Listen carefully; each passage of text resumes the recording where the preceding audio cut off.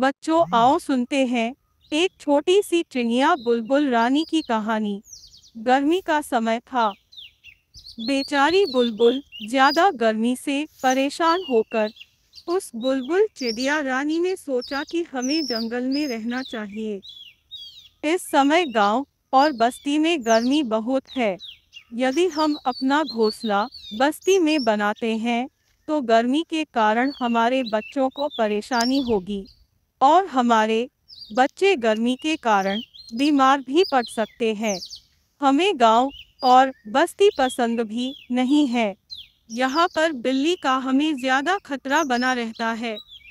अगर हमने बस्ती के किसी भी वृक्ष पर अपना घोंसला बनाया और बच्चों को जन्म दिया तो बिल्ली रानी हमारे बच्चों को खा जाएगी। इसलिए हमें गांव बस्ती से दूर जंगल में अपना घोंसला बनाना चाहिए। बुलबुल इतना सब कुछ सोच विचार करके बाहर जंगल की ओर उड़ गई। जंगल में पहुंचने के बाद बुलबुल ने देखा कि यहाँ पर बहुत ही बड़े पेड़ हैं। इन बड़े पेड़ों पर अपना घोंसला बनाना ठीक नहीं होगा। सारा दिन जंगल में घूमने के बाद उसे एक किसान की झोपड़ी दिखी। झोपड़ी के पास एक छोटा सा नीम का पेड़ था। पेड़ की बहुत ही शाखाएं पत्ती घनी थी।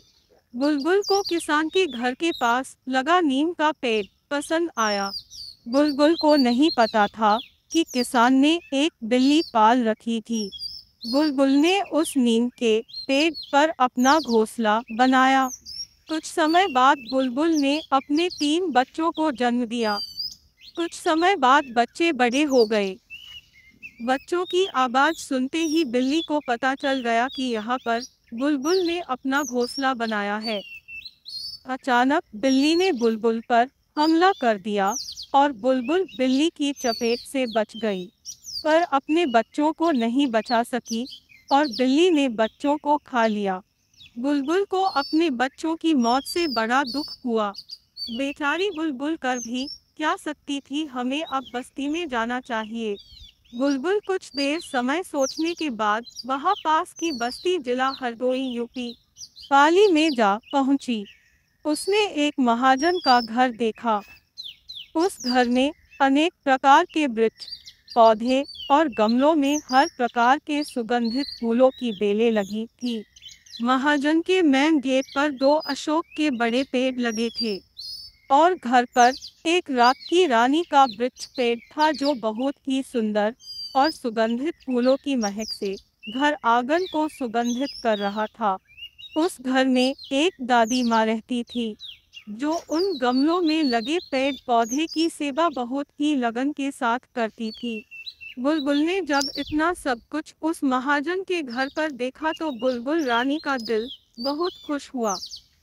बुलबुल ने सोचा, हमें महाजन के घर पर जो राखी रानी का वृक्ष है, उस वृक्ष पर हमें अपना घोंसला बनाना चाहिए। बुलबुल ने अब अपना घोंसला उस रात की रानी के वृक्ष पर बना लिया। कुछ समय बाद बुलबुल ने फिर से अपने 3 बच्चों को जन्म दिया। समय बीतता गया और समय के साथ साथ बच्चे बड़े होते गए। गर्मी ज्यादा थी और दादी माँ हमेशा हमारे पीने के लिए ठंडा पानी रख दिया करती थी।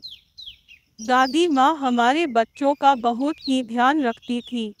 दादी माँ सोचती थी कि बिल्ली कहीं बुलबुल के बच्चों को खा ना ले।